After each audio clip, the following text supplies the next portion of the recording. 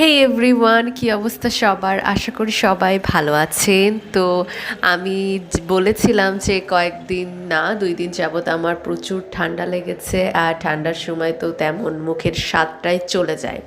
তো ভাবছিলাম দুপুরে কি খাবো, এমনিও ওষুধ খেতে হবে।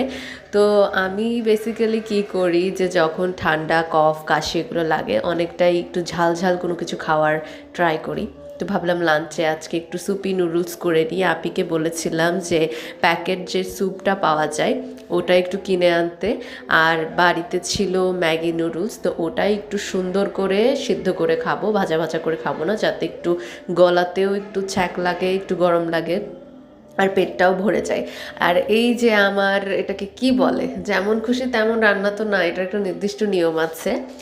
তো আমি এই যে স্যুপটা প্রথমে গুলিয়ে সুন্দর করে ম্যাশ করে দেন হচ্ছে পানির মধ্যে দিয়ে দিলাম, মানে যে পেঁয়াজ রসুন ভাজি করেছিলাম সস দিয়ে ওটার মধ্যে দিয়ে নুডলসটা একদম মানে না ভেঙে লম্বা লম্বাই দিয়ে দিয়েছিলাম। আর এই যে ফুটতে শুরু করছিল, মানে নুডলসের পানিতেই আসলে কি বলে, স্যুপের পানিতেই নুডলসটা সিদ্ধ হবে, এরকম একটা বিষয়।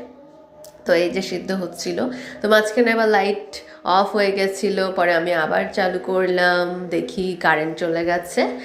তারপরে আবার অন করে কিছুক্ষণের মধ্যেই আবার কারেন্ট চলে এসেছিল অবশ্য।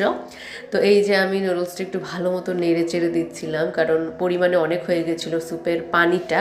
তো এই জন্য ভাবছিলাম আর একটু যদি একটু শুকিয়ে যায় তাহলে ভালো হবে। তো আমি স্যুপটা কিন্তু সম্পূর্ণ খেয়েছিলাম, আর এই ঠান্ডার সময়ে এইরকম একটা খাবার কিন্তু খুবই লোভনীয় আর সত্যি সত্যি খুব কাজে দিয়েছিল। তো এইটা খাওয়ার পরেই আসলে আমি মেডিসিন নিতে পেরেছিলাম। আর এর মধ্যে একটু আদা কুচি দিয়েছিলাম। এর আগে আমি কখনোই নুডলসে, বিশেষ করে সুপি নুডলসে কখনো আদার ব্যবহার করিনি, বাট এইবার একটু ফার্স্ট টাইম দিলাম। মানে আসলে সুস্থ হওয়ার জন্য যেভাবে পারি আর কি রেসিপি ফলো করছি, এরকম একটা বিষয়। তো এর মধ্যে যে ছোটো ছোটো মরিচগুলো ছিল ওগুলোও আসলে চাবিয়ে চাবিয়ে খেয়েছিলাম, তাহলে আর কি একটু ভালো লাগছিল, মানে নাক মুখ দিয়ে একদম ঝালে পানি বেরিয়ে যাচ্ছিল।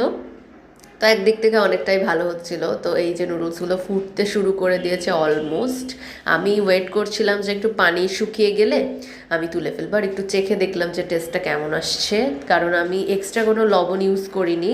ম্যাগি নুডলসের মধ্যে যে মশলাটা থাকে সেটা দিয়েই আসলে এটা সম্পূর্ণ তৈরি করে ফেলেছিলাম। আর এই যে এবার অলমোস্ট ডান, আমি এবার আস্তে করে নামিয়ে ফেললাম, টেবিলে রেখে দিয়েছিলাম একটুখানি ঠান্ডা হওয়ার জন্য, কারণ অতিরিক্ত পরিমাণে গরম ছিল।